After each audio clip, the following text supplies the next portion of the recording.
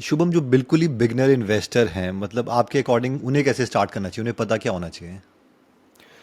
तो I think इससे पहले कि वो कैसे इन्वेस्ट करे उसके बारे में तो हम डिटेल में बात करेंगे ही, लेकिन हम पहले ना इस बारे में बात करते हैं कि उन्हें इन्वेस्ट करना क्यों चाहिए। जी। राइट। तो अगर कोई भी आज की डेट में वर्किंग क्लास है या स्टूडेंट है या फिर मतलब कुछ भी करता है तो कहीं ना कहीं उसके पास लिमिटेड ऑप्शंस हैं आज की डेट में इन्वेस्ट करने के लिए। जी। राइट। जिसमें हम मोटा मोटा बोल सकते हैं कि 5 मेजर ऑप्शंस हैं। सबसे पहला ऑप्शन तो हो गया वो बैंक एफडी करा दे।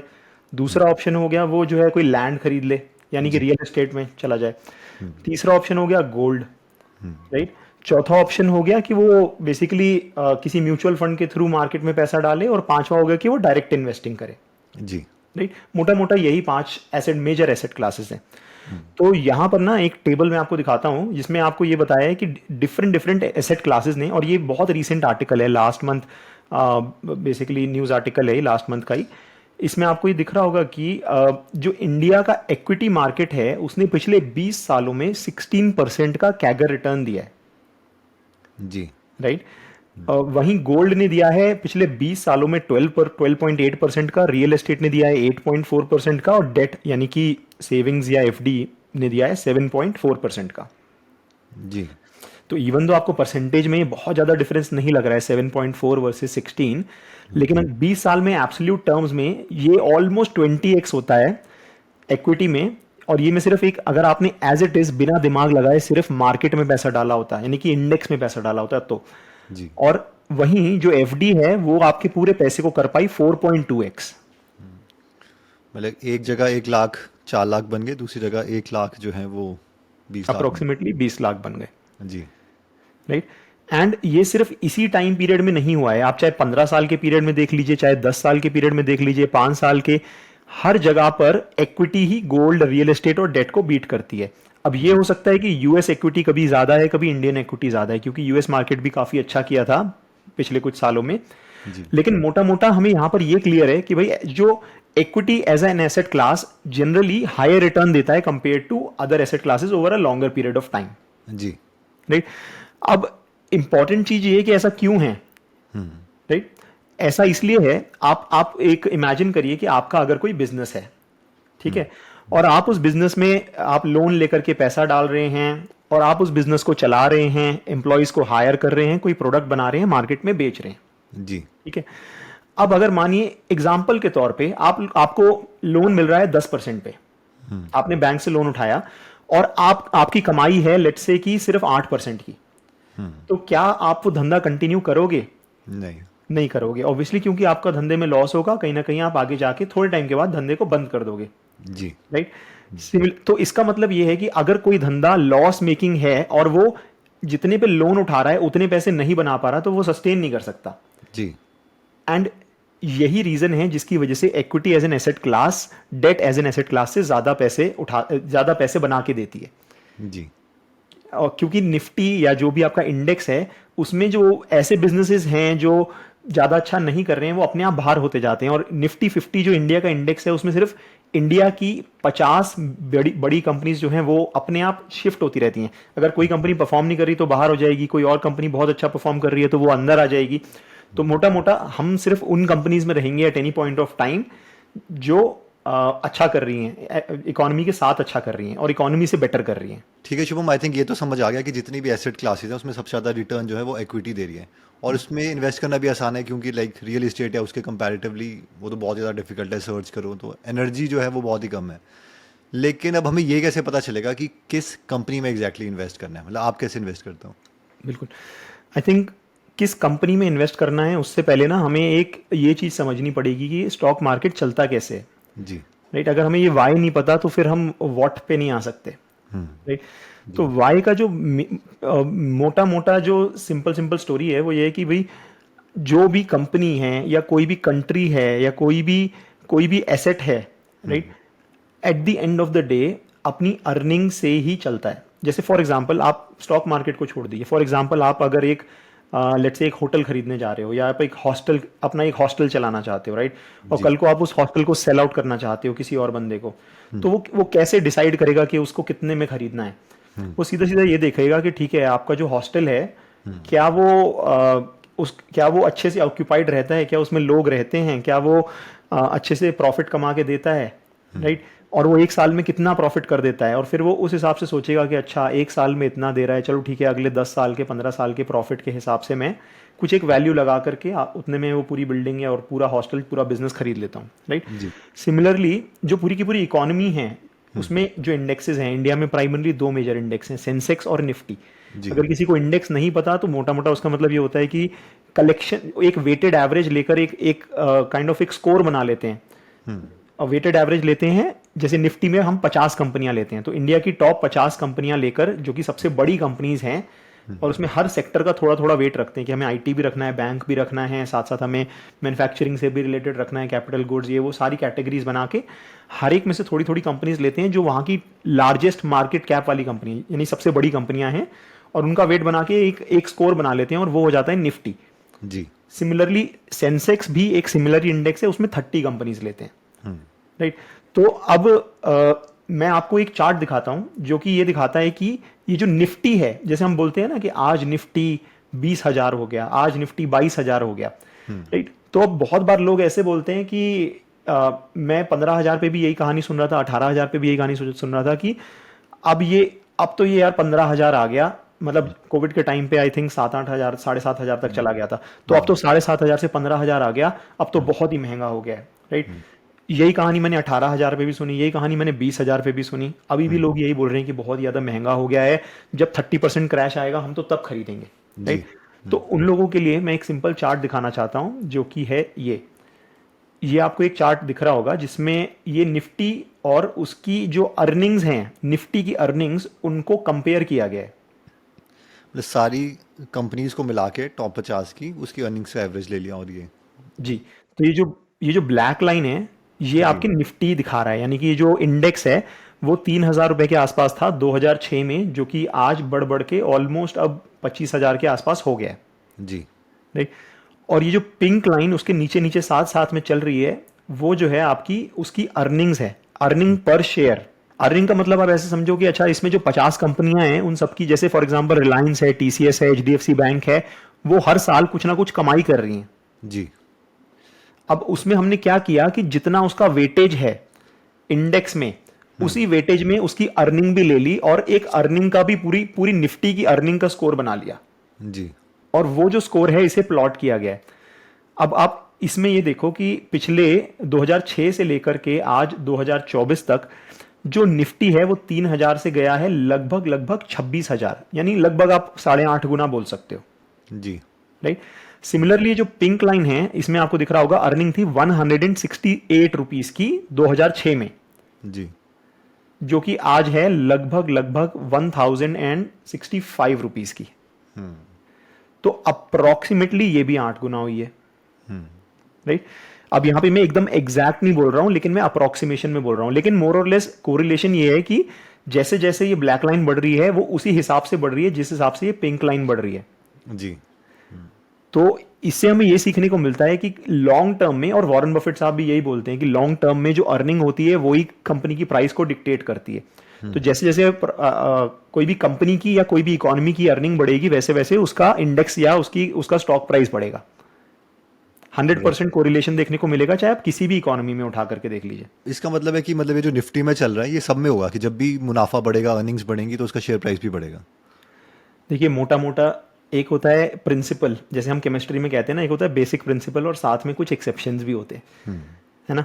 तो जो बेसिक प्रिंसिपल है वो तो यही है। जी तो बेसिक प्रिंसिपल्स में जैसे कोई भी कंपनी की अर्निंग बढ़ेगी तो उसका स्टॉक प्राइस बढ़ेगा, यही बेसिक प्रिंसिपल है। लेकिन कहीं ना कहीं एक्सेप्शंस आते हैं जो हम जब और डिटेल में जाएंगे ना तो हम और डिटेल में बात करेंगे, लेकिन मेजॉरिटी केसेस में यही कवर हो जाएगा। जी जैसे मैं आपको कुछ एग्जांपल दिखा देता हूँ, मतलब कि ताकि आपको और आइडिया लग जाए। जैसे फॉर एग्जांपल ये एक कंपनी है, जैसे मैंने ली ये डिक्सन टेक्नोलॉजी करके एक कंपनी है। जी मैंने रैंडमली कंपनी चूज कर रहा हूँ जिनके बहुत एक्सपोनेंशियल ग्रोथ आई है, जी ताकि लोगों को ये इन्विजन हो सके। लोग बोलते हैं ना ये कंपनी 10 गुना हो गई, अब हम आज नहीं खरीद सकते। तो भाई अगर वो कंपनी 10 गुना हुई है, स्टॉक 10 गुना हुआ है, तो क्या अर्निंग भी उस हिसाब से बढ़ी है या नहीं बढ़ी है, वो क्लियर हो जाएगा यहाँ पर, है ना। तो ये है हमारी एक कंपनी डिक्सन टेक्नोलॉजी। 2019 में लगभग ₹500 के आसपास इसका शेयर हुआ करता था, आज हो गया है 15,000 रुपये का। जी। ठीक है, तो क्रेजी क्रेजी ग्रोथ आई है। अब देखते हैं कि इसकी अर्निंग में क्या हुआ है। 2019 में ये अर्निंग कमा ये करीब 60 करोड़ के प्रॉफिट कमाती थी, आज ये करीब 450 करोड़ के प्रॉफिट कमाती है। तो इवन दो आप यहाँ पर ये बोल सकते हो कि भाई स्टॉक तो जितना प्रॉफिट ग्रोथ हुआ है उससे ज़्यादा ग्रो हुआ है, राइट। उसके पीछे एक रीज़न होता है जिसे हम बोलते हैं कि पी री रेटिंग, जो कि आगे जाके हम डिटेल में बात करेंगे। लेकिन मोटा मोटा कोरिलेशन हमेशा सेम ही दिखेगा आपको हर कंपनी में। ये जो तेजी से ग्रो करती है वहाँ पे प्रॉफिट्स भी बहुत तेजी से ग्रो करते हैं। फॉर एग्जांपल इस शेयर को देखते हैं, ये था मतलब अभी अगर रिसेंट टाइम्स में देखें तो 2022 में लगभग ₹150 का शेयर था, आज ये ₹800 का शेयर है।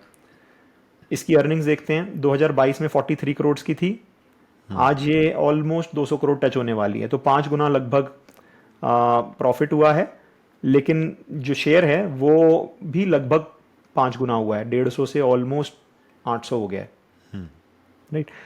तो और एक कंपनी देखते हैं, फॉर एग्जांपल ये कंपनी है NPST, network people services technology. यहाँ पर आप देखिए जो स्टॉक है वो यहाँ पर 2023 में ऑलमोस्ट ₹200 का हुआ करता था, आज लगभग ₹2600 का है, 13 गुना हो गया है। जी। अर्निंग आप देखोगे 2023 में 7 करोड़ की थी, आज 37 करोड़ की है, ऑलमोस्ट 5 गुना हुई है ना। ऐसे ही मैं आपको बहुत एग्जांपल्स दिखा सकता हूँ, मतलब ये सिर्फ इसकी बात नहीं है, आपको मैं हंड्रेड्स ऑफ एग्जांपल दिखा सकता हूँ जहाँ पे इसमें देखिए आप 9 करोड़ के प्रॉफिट हुआ करते थे, आज 162 करोड़ के प्रॉफिट हो गए। पिछले ऑलमोस्ट 3 सालों में स्टॉक में सेम चीज़ हुई, ₹70 का स्टॉक आज ऑलमोस्ट ₹1700 का हो गया, ₹1800 का, जी। राइट। तो इससे हमें ये पता चलता है कि अर्निंग और ये हमेशा कोरिलेटेड रहती है। थोड़ा बहुत डाइवर्जेंस हो सकता है, ये हो सकता है कि शायद स्टॉक ज़्यादा बढ़ जाए या हल्का सा कम बढ़ जाए, लेकिन जो कोरिलेशन है वो ऑलमोस्ट 100% रहेगा। Got it. शुभम, ये तो पता चल गया कि जो अर्निंग है और जो शेयर प्राइस है वो डायरेक्टली कोरिलेटेड है। हो सकता है बीच में कोई ये आगे भाग रहा है, ये कभी प्राइस भाग रहा है, कभी अर्निंग भाग रही है, लेकिन मेन सवाल तो यही है कि वो कंपनी मतलब पता कैसे करें। ये जो डिक्सन आपने एग्जांपल लिया है, बाकी कंपनीज का लिया, इन्हें आइडेंटिफाई कैसे करें कि भाई इनके साथ कुछ होने वाला है। बिल्कुल, तो उन्हें आइडेंटिफाई करने के लिए हमें आई थिंक पहले तो देखिए मैं पीटर लिंच को फॉलो करता हूँ। पीटर लिंच एक बहुत ही फेमस फंड मैनेजर थे, मिशेलन फंड करके यूएस में एक फंड हुआ करता था, उसके फंड मैनेजर थे। उनका बहुत ही बेहतरीन ट्रैक रिकॉर्ड है, तो मैं पर्सनली उनको अपना गुरु मानता हूँ। तो जैसे उनकी एक बहुत ज़्यादा फेमस लाइन है, always keep your eyes and years open, right. तो मैं भी यही कहूँगा कि भाई जहाँ पर भी जा रहे हो, जैसे कुछ भी देख रहे हो, तो हमेशा अपनी आंखें खुली रखो। फॉर एग्जांपल जैसे अगर आप रास्ते में ट्रैवल कर रहे हो, मेरी तो बहुत ही ज़्यादा आदत है, जैसे अगर रास्ते में जो होर्डिंग्स आती हैं, मतलब मेरी वाइफ इससे परेशान रहती है, और ये मतलब सिर्फ आज से नहीं है, बहुत पहले से है। तो बहुत बार ऐसा होता है कि बैठे बैठे मैं पूछता हूँ, अरे वो अभी ऐड आ रही थी ना, वो किस चीज़ की थी। तो मतलब जैसे ऐसा होता है कि बहुत बार मैंने अगर नोट डाउन नहीं करा तो बोलती है, अच्छा आप ऐड भी देखते हो। तो मैंने कहा मैं तो ऐड पे ज़्यादा फोकस करता हूँ किसकी ऐड ज़्यादा आ रही हैं। इससे ये पता चलता है कि भाई कौन सी कंपनी ज़्यादा खर्चा कर रही है ग्रोथ के लिए, यानी कि अभी उनके पास पैसा आ गया है, that is why they want to expand. या आप जैसे अगर कहीं पे भी जाओगे, आप होर्डिंग्स देखो, कोई भी प्रोडक्ट यूज़ कर रहे हो, देखो किस कंपनी ने बनाया है। जो नेस्ले, HUL, ये सब तो हर कोई बात करता है, लेकिन काफ़ी बार क्या होता है कि उनके पीछे हिडन कंपनीज होती हैं। जैसे फॉर एज एन एग्जांपल आपने कभी देखा होगा कि भाई आप फॉर एग्जांपल एक दूध की, जैसे फॉर एग्जांपल मिल्क शेक या कोल्ड ड्रिंक पी रहे हो, कुछ भी पी रहे हो, राइट। उनके पीछे लिखा रहता है कि ये बॉटल किसने बनाई है, ये ढक्कन किसने बनाया है, राइट। जैसे हुतुमाकी करके एक कंपनी है, इंडिया में लिस्टेड है, मोलटेक टेक्नोलॉजी है जो बाल्टियां बनाती है। ऐसी मतलब हर इंडस्ट्री में ना कहीं पूरी वैल्यू चेन होती है जिसमें बैकग्राउंड में हंड्रेड्स ऑफ कंपनीज काम कर रही होती हैं। एंड जो बहुत बार ऐसा होता है कि हम फर्स्ट लेवल पे तो रह जाते हैं, लेकिन हम अंदर वाले लेवल्स पे नहीं जा पाते, या हम जाने की कोशिश नहीं करते। तो वो एक बहुत ज़्यादा इंपॉर्टेंट चीज़ है। अच्छा, उसके बाद जो मोस्ट इंपॉर्टेंट चीज़ है वो ये है कि भाई आपको जो पूरी मार्केट है उसे डिवाइड कर देना है टुकड़ों में, क्योंकि हर टुकड़े को ना हमें अलग नज़रिए से देखना होता है जी। और वो जो कैटेगरीज हैं वो मेनली 5 कैटेगरीज हैं, जिसमें सबसे पहली कैटेगरी है फास्ट ग्रोथ, जी। दूसरी कैटेगरी है सिक्लिकल्स, तीसरी कैटेगरीज है एसेट प्लेस, चौथी कैटेगरीज है टर्न अराउंड, और 5वीं कैटेगरी है स्टैलवर्ट्स, तो जी। मोटा मोटा ये 5 कैटेगरी में आप पूरी की पूरी मार्केट को डिवाइड कर सकते हो। अब शायद यहाँ पर यूजर्स को लग रहा होगा कि थोड़ा कंफ्यूजिंग कि मैं क्या बोल रहा हूँ, क्या एसेट प्ले, क्या स्टैलवर्ड्स, लेकिन हर कैटेगरी को अभी थोड़ा थोड़ा हम डिटेल में थोड़ा थोड़ा और बात करेंगे तो पूरा समझ में आ जाएगा। अंडरस्टूड। कि शुभम, ये तो समझ आ गया। अब हम कैटेगराइज करने की कोशिश करें कि अगर कोई भी कंपनी मिलती है तो वो 5 कैटेगरी में है। आप एक एक एग्जांपल दिखा सकते हैं कि मतलब वो 5 कैटेगरीज का एक्चुअली में मतलब क्या है, नाम बिल्कुल से ठीक। आगे बढ़ के। तो सबसे पहली कैटेगरी मैंने बोली थी फास्ट ग्रोथ, जी। राइट। तो मैंने अभी जितने भी एग्जांपल दिखाए थे वो सारी फास्ट ग्रोथ कंपनीज के ही थे। फॉर एग्जांपल यहाँ पर मैं डिक्सन टेक्नोलॉजी की बात कर रहा था। फास्ट ग्रोथ का मतलब ये है जहां पर मिनिमम, जैसे मेरे पर्सनल एक्सपीरियंस में मिनिमम मोर देन 20% ग्रोथ से ज्यादा ग्रोथ आ रही है in the top line and bottom line. Top line का मतलब रेवेन्यू और प्रॉफिट में 20% से ज्यादा ग्रोथ आ रही है। जी। ठीक है, तो इस यहाँ कंपनी पे में कैसे आप, पता लगा 20% कहाँ पे है? हाँ इसमें आपको, जैसे ये डिक्सन टेक्नोलॉजी का शेयर है, इसमें आप screener.in पर जाओगे और फॉर एग्जांपल आप सर्च करोगे डिक्सन टेक्नोलॉजी, है ना। ये जो कंपनी है ये कॉन्ट्रैक्ट मैन्युफैक्चरिंग करती है, जैसे लैपटॉप्स, मोबाइल फोन्स बनाती है दूसरी कंपनीज के लिए, जैसे कि बड़ी बड़ी कंपनी जैसे सैमसंग हो गई, एप्पल हो गई, या कोई भी दूसरी कंपनीज के लिए, जी। राइट। तो इसमें आपको इसके प्रॉफिट एंड लॉस में आना है और देखना है कि भाई ये कितनी ग्रोथ दिखा रही है। जैसे कि 4400 करोड़ के रेवेन्यू कर रही थी, फिर 6400 का करा, फिर 10,000, फिर 12,000, 17,000।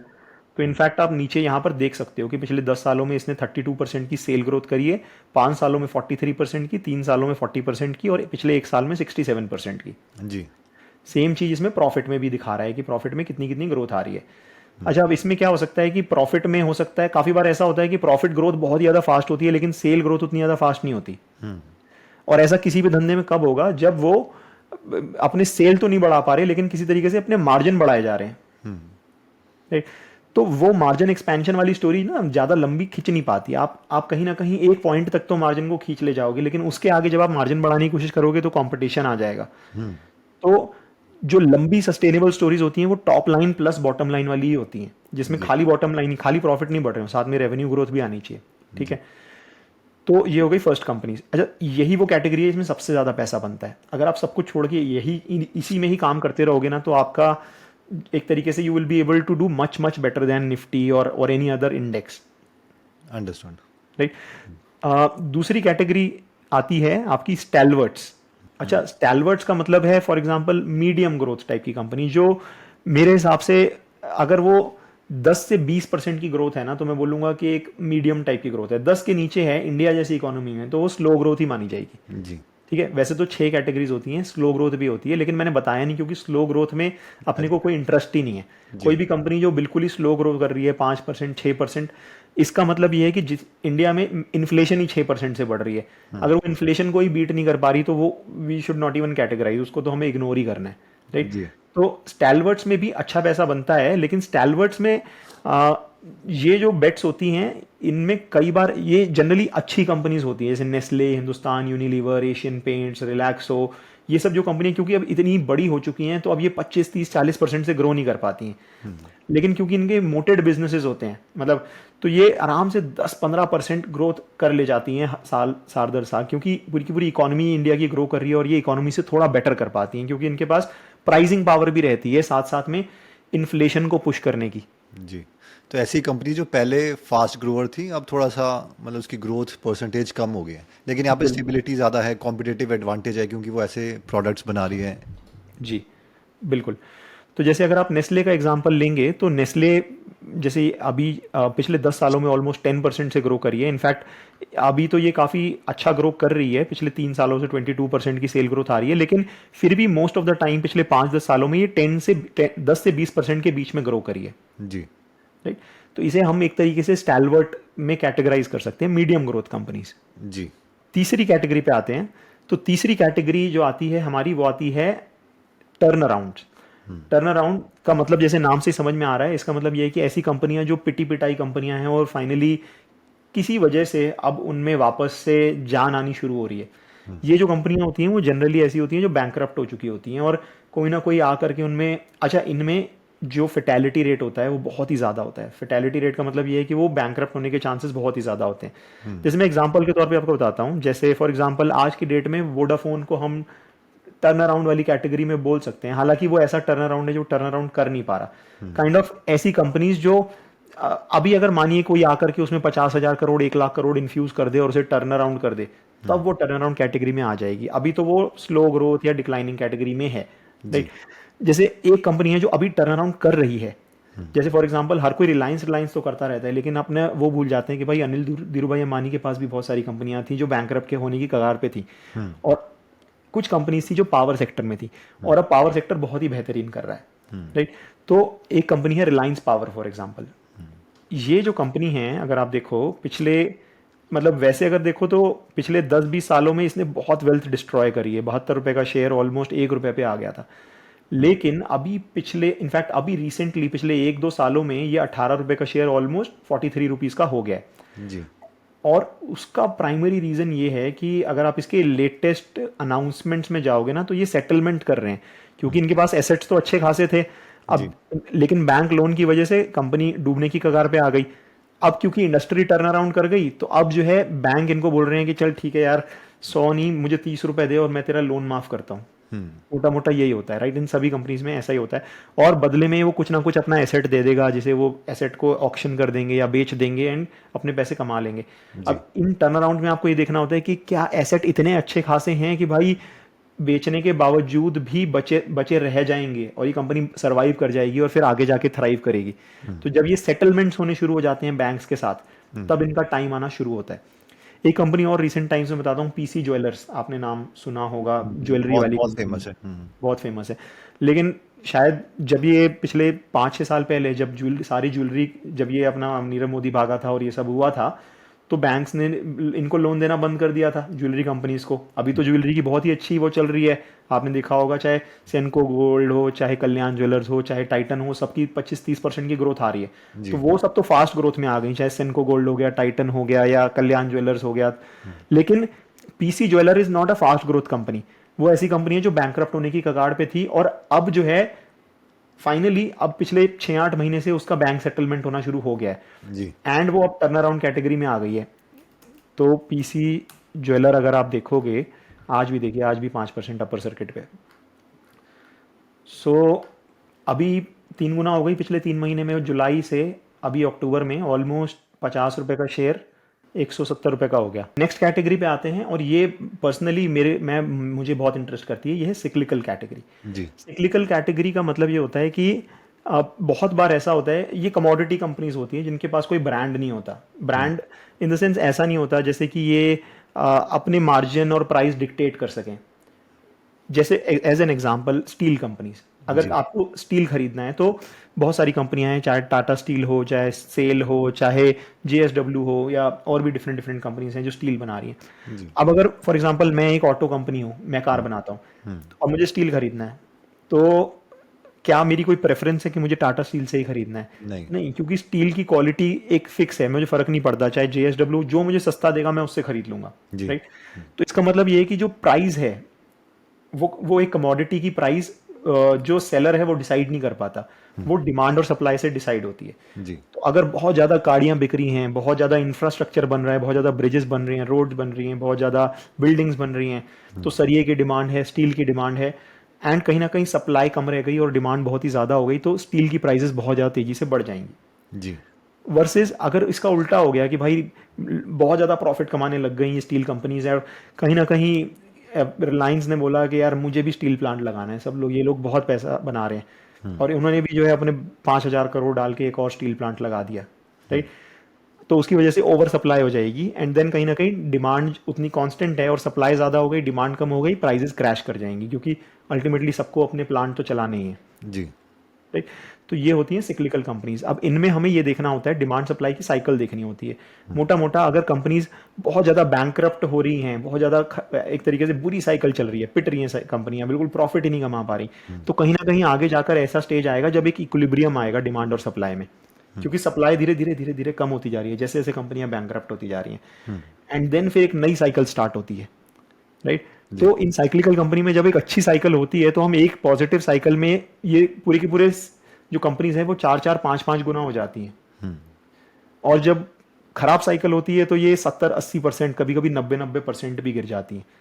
तो इनमें टाइमिंग बहुत ही ज़्यादा इंपॉर्टेंट है। गलत टाइम पे एंट्री कर ली, यूफोरिया में एंट्री कर ली, तो गए काम से। जैसे एग्जाम्पल के तौर पे अभी एक कंपनी है शिलचर जिसके बारे में हर कोई बात कर रहा है।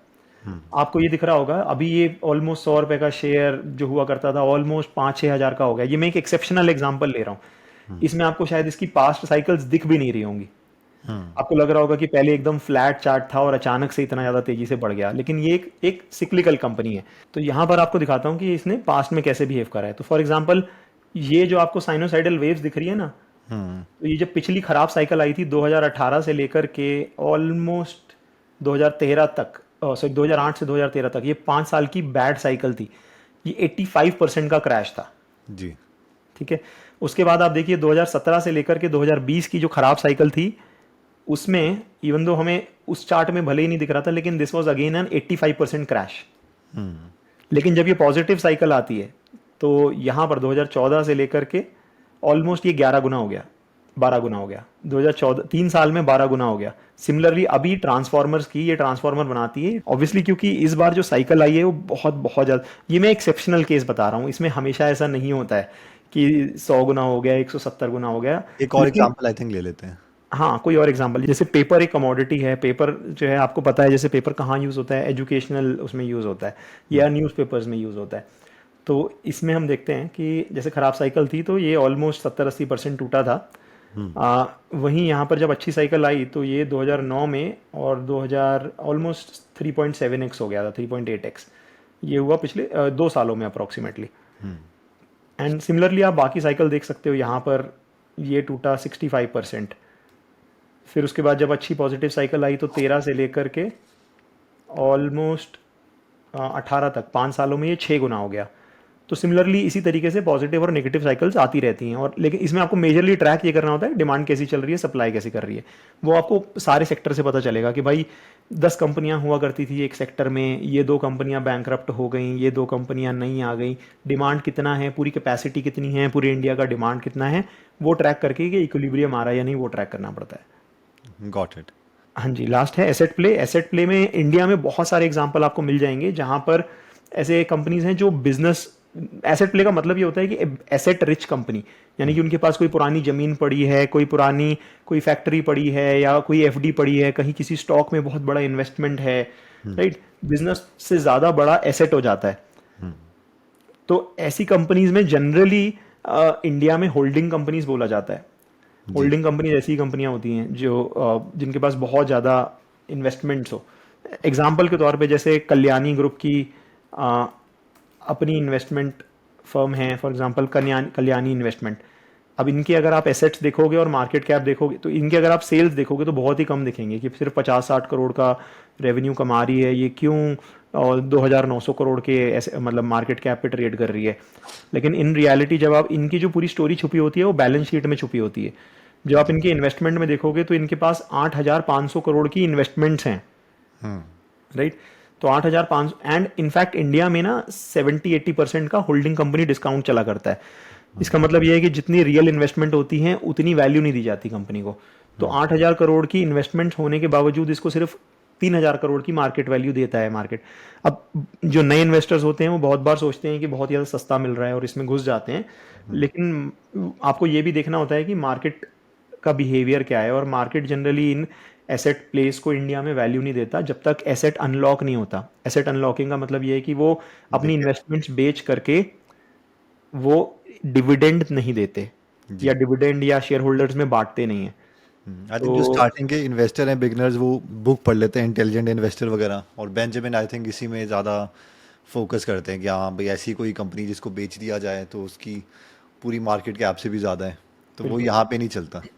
वो वहां पे चल जाएगा अगर आपके पास इतना पैसा हो कि आप पूरी मार्केट के सारे शेयर खरीद के टॉप शेयर होल्डर बन जाओ, और फिर उनके आपके बोर्ड और उनके बोर्ड में पहुंच के ये सब कर लो। हमारे छोटे रिटेल इन्वेस्टर से तो नहीं चलेगा ये। छोटे रिटेल इन्वेस्टर जैसे वॉरेन बफेट ने इनफैक्ट खुद ये काम बहुत बार किया है। काफ़ी कंपनीज, पूरी की पूरी कंपनीज खरीद करके और फिर उन्हें मतलब एसेट्स को अनलॉक करा है जी। काफ़ी, मतलब यूएस में ये काफ़ी ज़्यादा चलता है ये वाला फंडा। एक बार सबके लिए समराइज कर देता हूँ। आई थिंक हमने टोटल कैटेगरीज पढ़ी जिसमें सबसे पहले ग्रोथ थी। तो ग्रोथ वो वाली कंपनी थी जिसमें रेवेन्यू और जो प्रॉफिट है दोनों 20% या उससे ऊपर ग्रो कर रही है। फिर स्टैलवर्ड्स हैं जो मीडियम ग्रोथ हैं जो कि 10 से 20, और उससे कम हो गया स्लो वाला जिसमें हम ज़्यादा इंटरेस्टेड नहीं है, जो 10 से भी कम चल रही है। फिर हमने टर्न अराउंड देखी कि डूबते डूबते कोई आता है दिग्गज आदमी और उसको ऊपर उठा रहा है, या फिर कुछ सेक्टर का नेचर वैसा चल रहा है, कुछ स्पेशल हो रहा है उस पर्टिकुलर सेक्टर में। फिर सिक्लिकल्स थी जो ऊपर नीचे चल रही हैं, जो कमोडिटी प्राइस थी। और उसके बाद हमने ये देखा कि जो एसेट प्ले हैं, कोई ऐसी कंपनी जिसको आप बेच दोगे तो उसकी मार्केट कैप से ज़्यादा ही आपको बेच के उसमें पैसे मिल जाएंगे। वैसे शुभम, ये मतलब अपने आप में एक सब्जेक्ट्स हैं कि 6 की 6 में महारत हासिल करना, तो मतलब वैसे इसमें ये कहाँ से कोई लर्न कर सकता है अगर किसी ने आपसे लर्न करना है? देखिए, इनमें जो है ना बाइंग और सेलिंग डिसीजन अलग अलग तरीके से लिए जाते हैं। जी। इन्हें खेलने का तरीका अलग होता है कि भाई टर्न अराउंड को कब खरीदना है, कब बेचना है, सिक्लिकल्स को कब कब एंट्री करनी है, कब एग्जिट करनी है। अब अगर अगर रियल केस स्टडीज़ के साथ, पास्ट एग्जांपल्स के साथ, जहां पर मैंने सिक्लिकल्स खेले हैं, फास्ट ग्रोथ कंपनीज में इन्वेस्ट किया है या टर्न अराउंड में इन्वेस्ट करा है, रियल एग्जांपल्स के साथ आपको स्टडी करना है, तो ऑब्वियसली अब हमारा एक कोर्स है जिसको जो है बेसिकली आप देख सकते हो। और इनफैक्ट हम वीकली क्लासेस भी करते हैं जिसमें हम इसी तरीके के एग्जांपल्स डिटेल में हर वीक डिस्कस करते हैं। एंड ये जो एग्जांपल्स होते हैं ये कोई इन्वेस्टमेंट एडवाइस नहीं होती, मोर लाइक आप ये बोल सकते हो रियल टाइम केस स्टडीज होती हैं to understand the concept better and also to implement it yourself in your journey. जी। तो बेसिकली मैं जो पर्सनली कर रहा हूँ, जो कंपनीज में इन्वेस्ट कर रहा हूँ या जो कंपनी स्टडी कर रहा हूँ, वही हम वहाँ पे डिस्कस करते हैं, उन्हें हर प्रॉपर कैटेगराइज करके। तो जो भी इस कोर्स का लिंक होगा वो हम दे देंगे। तो इसके बाद क्या आता है, एक बार हमने कैटेगराइज, हम सीख गए कि अच्छा कोई कैटेगरी होती है, लेकिन लाइक कंपनीज का पता कैसे चलेगा कि हमने पढ़नी कौन सी है?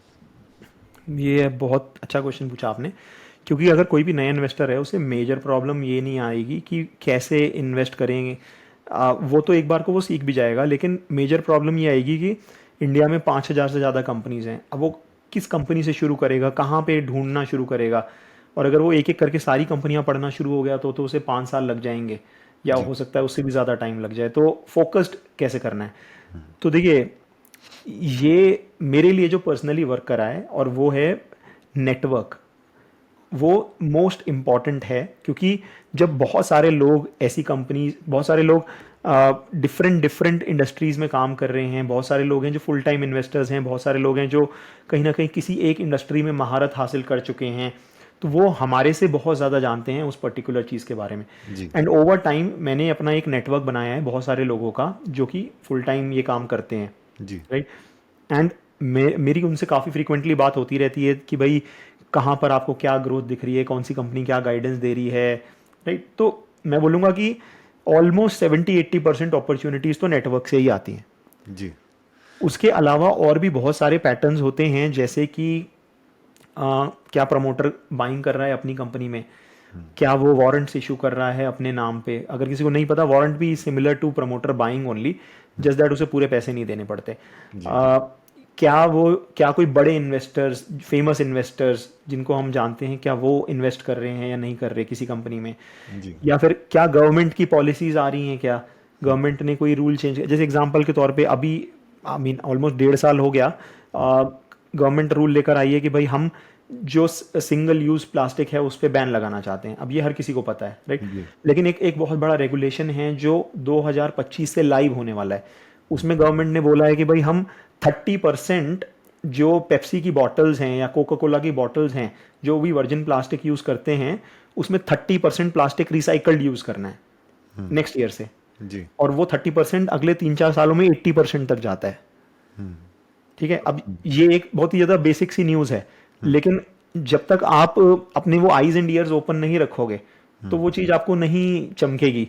अब क्योंकि वो नेक्स्ट ईयर से, अच्छा अब इसमें होगा क्या कि भाई अभी तक ये पूरी अनऑर्गेनाइज्ड मार्केट है, इसमें ऑर्गेनाइज प्लेयर्स घुसना शुरू हो जाएंगे, जो क्योंकि पेप्सी जो है वो लोकल आपके घर के पास वाले कबाड़ी से तो जाकर के पुरानी बॉटल्स नहीं खरीदेगा ना, उसको कहीं ना कहीं एक बड़ी कंपनी के साथ डील करना पड़ेगा। अब इंडिया में अच्छा लिस्टेड कंपनीज कौन सी हैं ऐसी बड़ी जो पेप्सी को सप्लाई करती हैं पुरानी बॉटल्स, आप देख सकते हो। ऐसे सिमिलरली जैसे जिसमें गवर्नमेंट पुश की बात कर रहा था कि भाई गवर्नमेंट ने बोला कि हम ग्रीन एनर्जी पे जाना चाहते हैं, हम सोलर पे जाना चाहते हैं। अच्छा सोलर पे जाना चाहते हैं तो ग्रिड इम्बैलेंस हो जाएगी, ग्रिड इम्बैलेंस हो जाएगी तो किसको एडवांटेज मिलेगा। तो कहीं ना कहीं वो क्रिटिकल थिंकिंग किस डायरेक्शन में जा रहा है, दुनिया किस डायरेक्शन में जा रही है, गवर्नमेंट का पुश क्या है, वो सब चीज़ समझ के, और किसी इंडस्ट्री में जब आप डिटेल में पढ़ लेते हो तो फिर आपको वो चीज़ें समझ में आने लगती हैं कि क्या हो रहा है। तो ये कुछ मोटे मोटे स्क्रीनिंग पॉइंट्स हैं, और भी मतलब बहुत सारे हैं, लेकिन एट अ हाई लेवल ये कुछ स्क्रीनिंग के तरीके हैं। जी।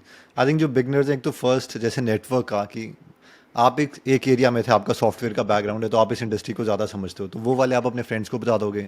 आपके फ्रेंड जो पावर सेक्टर में है वो आपको बता देंगे, और इस तरीके से अरेंज होता रहेगा।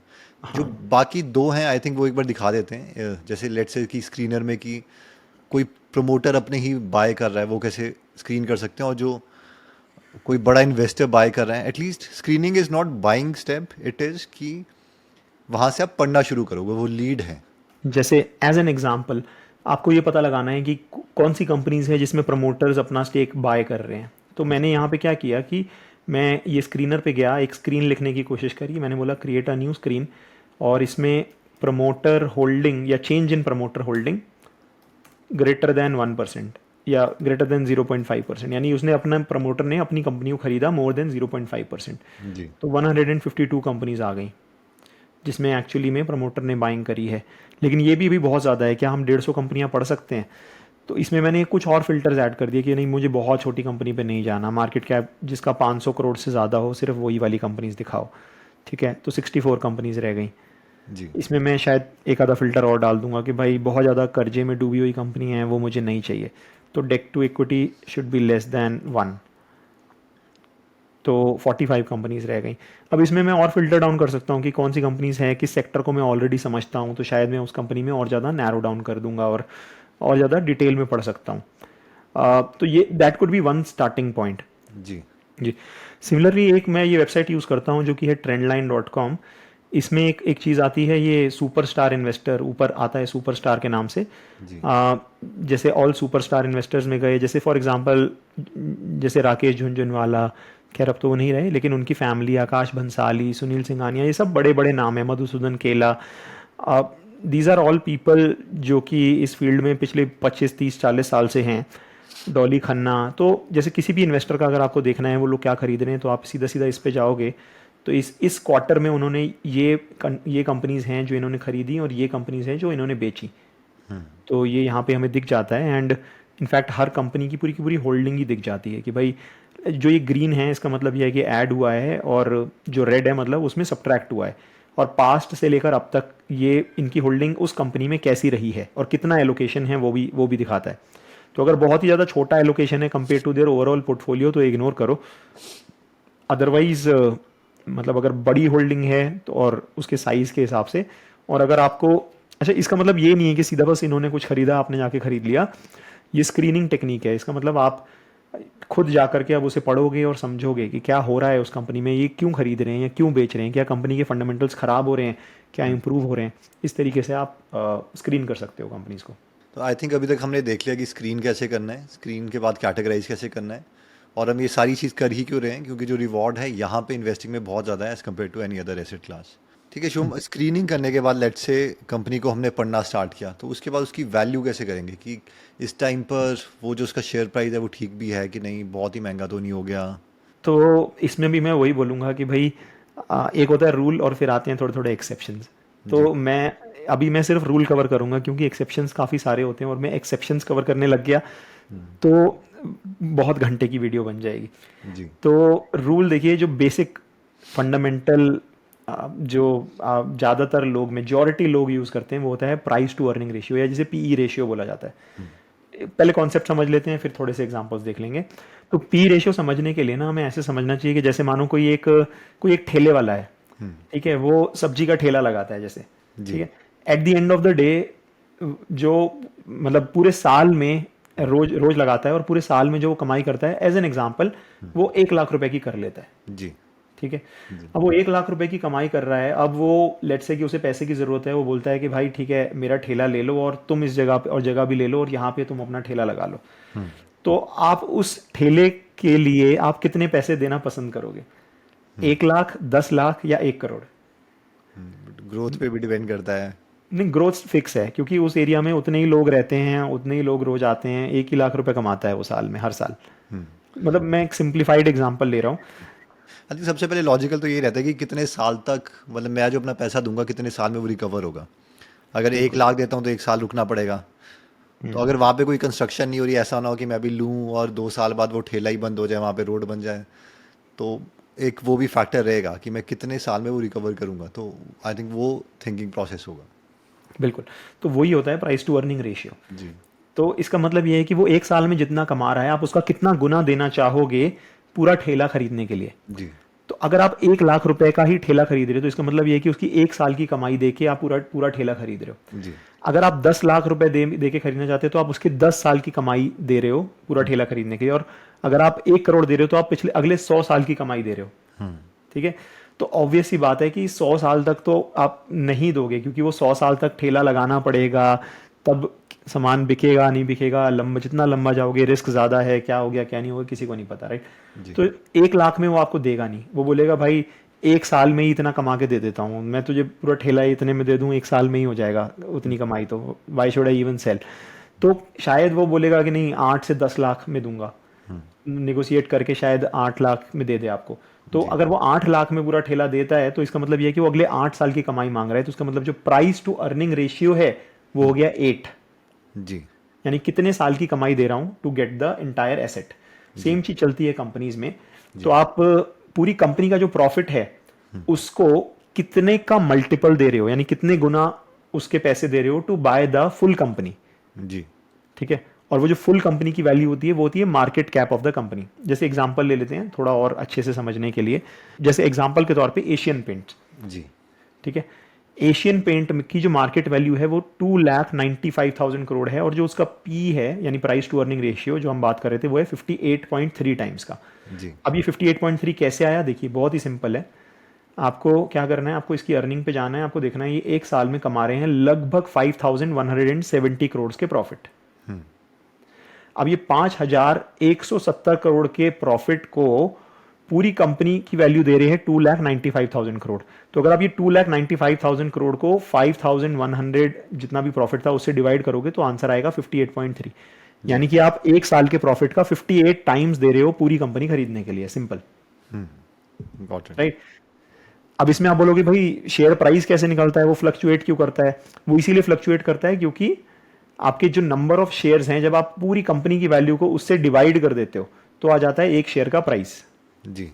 तो अभी जो एक नंबर ऑफ शेयर्स हैं वो 95.9 करोड़ हैं, और पूरी कंपनी इतने में मिल रही है 2,95,000 करोड़। तो आप 2,95,000 करोड़ को 95 करोड़ से डिवाइड करोगे तो आ जाएगा 3,080 rupees per share, simple. Got it. पर इसमें बड़ा इलॉजिकल सा लग रहा है कि मतलब 58 टाइम्स कोई क्यों पैसा दे एक बिल्कुल शेयर सही के लिए। बात है। अब देखिए मार्केट सिर्फ पी नहीं है। मार्केट पी का मतलब एक एक एक्चुअल डेफिनेशन भी होती है, वो होती है परसेप्शन ऑफ अर्निंग। ठीक है। प्राइस अर्निंग रेशियो होता है वैसे तो रियलिटी में, लेकिन उसे परसेप्शन ऑफ अर्निंग भी बोला जाता है। जी। तो देखिए जो मेजर फैक्टर होता है ना वो कि कितना पी दिया जाएगा, वो मोटा मोटा दिया जाता है ग्रोथ के हिसाब से। तो जी। अगर कोई कंपनी है वो बहुत ही कम 5% 10% से ग्रो कर रही है तो उसे 10-15 से ज़्यादा का पी नहीं मिलेगा। वर्सेज एक कंपनी है जो 30-40-50% से फास्ट ग्रोइंग कंपनीज है उतना ही ज़्यादा उसे पी दिया जाएगा। वो मार्केट डिसाइड करती है ऑब्वियसली। और साथ में एक परसेप्शन का भी एक एलिमेंट होता है थोड़ा, कि अगर बहुत ज़्यादा फेमस ब्रांडेड नाम है जैसे टाइटन नेस्ले, लोगों ने ज़्यादा उस प्रोडक्ट को यूज़ किया हुआ है, दे नो, तो कई बार मार्केट जो है वो मतलब एक नॉर्मल ग्रोथ पे भी थोड़ा हाई एक प्रीमियम दे देती है उसके ऊपर। तो जी। वो भी एक फैक्टर रहता है। Got it. आई थिंक इससे मतलब अंडरस्टैंडिंग के लिए कि जैसे हमने वो ठेले वाला एग्जांपल लिया था, अगर वो मान लीजिए मुझे वो ठेला खरीदना है और वो 1 लाख का बिजनेस करा है 1 साल में। अब मुझे पता है कि उस ठेले के साथ एक कोई फैक्ट्री थी जिसके वर्कर आके खाते हैं, जो वो 1 लाख रुपए उस जिसकी वजह से वो 1 लाख रुपए कमा पाता है। अगर अभी 5 और फैक्ट्रीज वहाँ पे खुलने वाली है और वो ठेले वाला वहीं पे रहेगा, उसकी ठेले को कुछ नहीं होगा, तो मुझे पता लग गया कि यार वो ग्रो करने वाला है, आगे जाके वो 5 लाख भी कमाएगा। तो मैं बोलूँगा बिल्कुल। ठीक है, मैं तेरे को 10 दे रहा हूँ। तो उस अर्निंग के अकॉर्डिंग जो उसका पी है वो 10 बैठ गया, लेकिन मुझे पता है कि मैं तो 2 साल में कमा लूंगा ये पैसे, उसके बाद फिर सारा पैसा मेरा 2 साल के बाद। तो मतलब जी कहीं ना कहीं वो चीज़ कैप्चर करने की कोशिश कर रहा है पी। बिल्कुल सही बात है। तो देखिए पी तो एक नॉर्मल रेशियो हो गया, लेकिन बहुत बार जैसे मैंने बताया कि ग्रोथ भी एक बहुत इंपॉर्टेंट फैक्टर है, और ग्रोथ की वजह से मार्केट अलग अलग पी दे सकती है। जी। तो मैं बेसिकली एक डिफरेंट मेथड यूज़ करता हूँ जिसमें मैं अगले 3-4 सालों के लिए, जैसे अभी मानिए 2024 चल रहा है ना, 2025 26 और 27 अगले 3 सालों के लिए मैं उसकी सेल ग्रोथ और प्रॉफिट ग्रोथ के हिसाब से कुछ बेसिक नंबर्स प्रिडिक्ट कर लेता हूँ। जी एंड वो जो प्रिडिक्शन है वो एक एस्टिमेट्स होते हैं डिपेंडिंग ऑन कि कंपनी ग्रोथ किस हिसाब से कर रही है, सेक्टर किस हिसाब से ग्रो कर रहा है, जी एंड कंपनी अपनी कॉन्फ्रेंस कॉल में क्या बोल रही है, एंड देन उस हिसाब से मैं उसे फ्यूचर में जाकर के कोई एक पीई दे देता हूँ। जैसे इस कंपनी में मैंने 25 का पीई दिया है और मुझे जो लग रहा है कि वो शेयर 2027 में 702 रुपये का हो जाएगा और आज वो 574 का है, तो ये ऑलमोस्ट 7% केगर हो गया। तो मैं पर्सनली उन कंपनीज में इंटरेस्टेड होता हूँ जहाँ पे एटलीस्ट 20% के ऊपर केगर दिख रहा होता है जी अगले 3-4 सालों में। जी एंड जब मार्केट बहुत अच्छी होती है और कंपनी महंगी हो जाती है तो ऐसे आप समझ सकते हो कि उसी ठेले के लिए कभी तो लोग सिर्फ 5 लाख में भी वो ठेला बेचने को तैयार हो जाता है और कभी वही ठेला 15 लाख में भी बिक जाता है। जी तो उस हिसाब से जो हमारे एक्सपेक्टेड रिटर्न हैं आने वाले कुछ सालों में वो चेंज होते रहते हैं, एंड वही मैं इस शीट के थ्रू कैलकुलेट करने की कोशिश करता हूँ। जैसे जस्ट एज एन एग्जांपल यहाँ पर कुछ कंपनीज हैं, जैसे ये कंपनी है सीनसिस, इसमें मैंने इसमें भी ऑलमोस्ट 7% का केगर आ रहा है।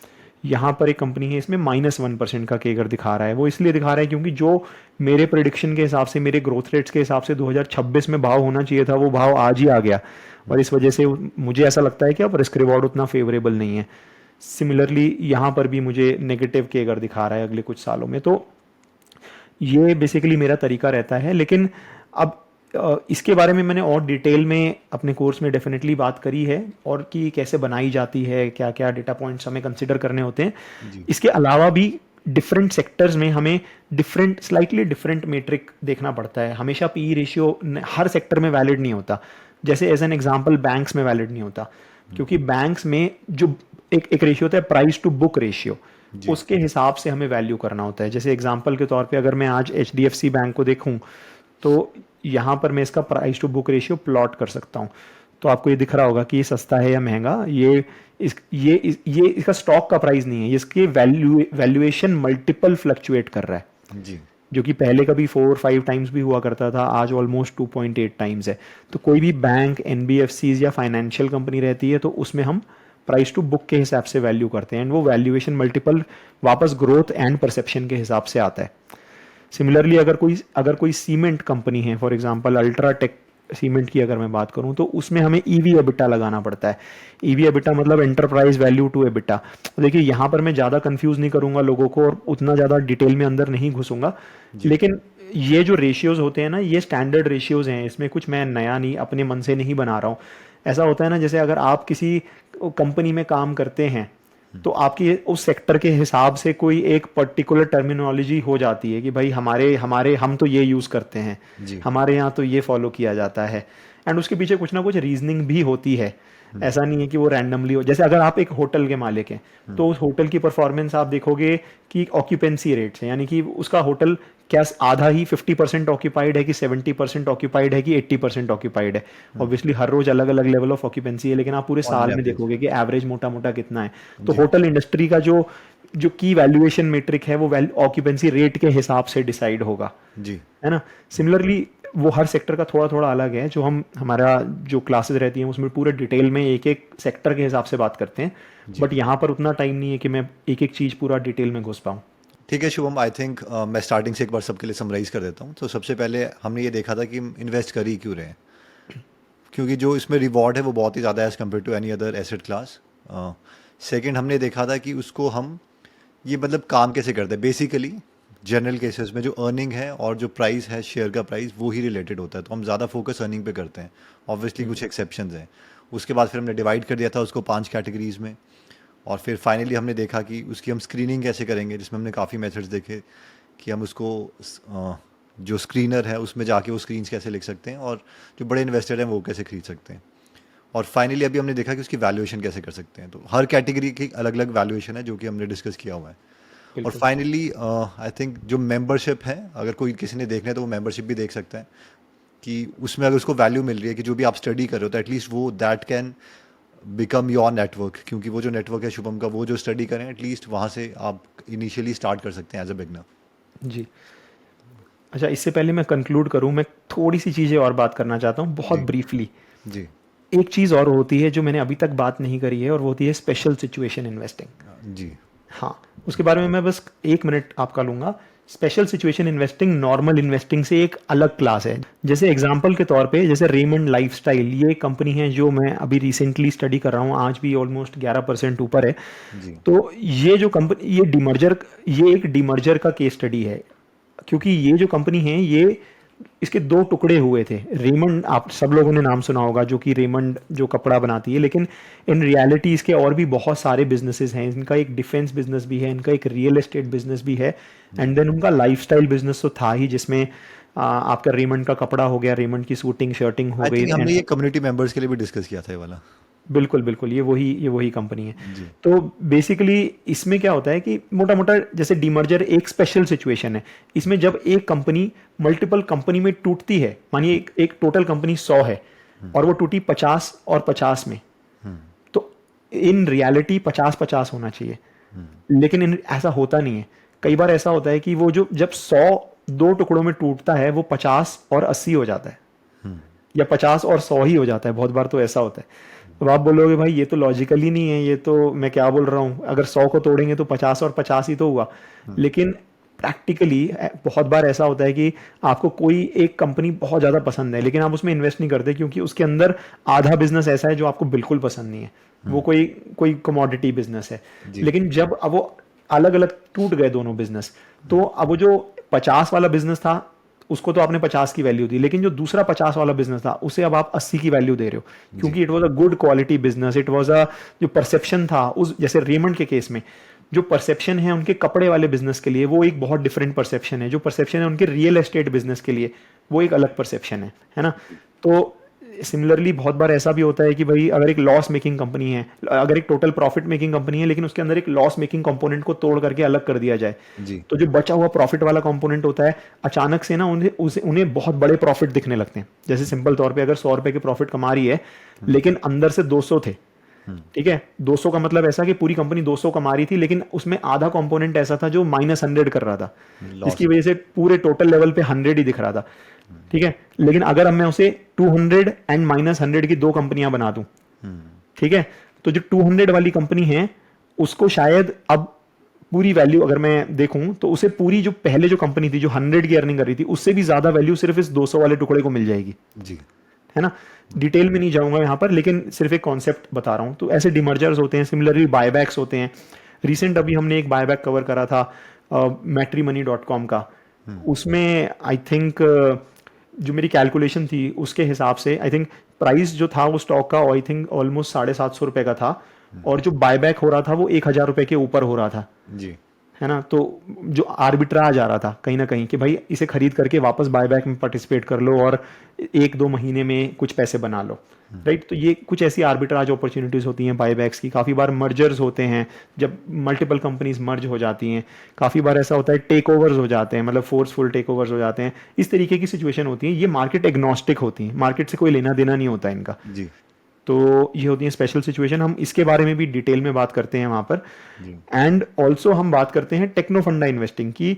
इसमें हम टेक्निकल एनालिसिस को साथ में कंबाइन करके चलते हैं कि भाई मार्केट, बहुत बार ऐसा होता है कि हम एक कंपनी को पढ़ते हैं, डिटेल में समझते हैं और हम एक कोई व्यू बनाते हैं, लेकिन मार्केट हमारे साथ अग्री नहीं करती, है ना। और हम उसको और ज़्यादा खरीदते जाते हैं, और वो ऐसे समझो कि एक गड्ढा है और उस गड्ढे में और ज़्यादा खोदते जाते हैं और गहराई में उस गड्ढे में फंस जाते हैं। और ऐसा बिगनर इन्वेस्टर्स के साथ खासकर होता है, क्योंकि उनको ये नहीं पता होता कि मार्केट हमसे ज़्यादा स्मार्ट है, and a lot of times market is smarter than us. तो हमें ये जानना भी ज़रूरी होता है कि मार्केट क्या सोच रही है, what is the market telling us. जी। तो वो हम पता लगाते हैं चार्ट्स के थ्रू, जिसको हम टेक्नो फंडा इन्वेस्टिंग बोलते हैं। तो इसमें हम फंडामेंटल्स जो हमें समझ में आ रहा है, साथ में मार्केट का क्या व्यू है, वो कंबाइन करके अपना एक व्यू बनाने की कोशिश करते हैं। जी, अंडरस्टूड। ठीक है शुभम, आई थिंक हमने काफ़ी कुछ कवर किया और एक ओवरव्यू जो है ओवरऑल वो पता चल गया होगा। Thank you so much for explaining. जय हिंद। जय हिंद।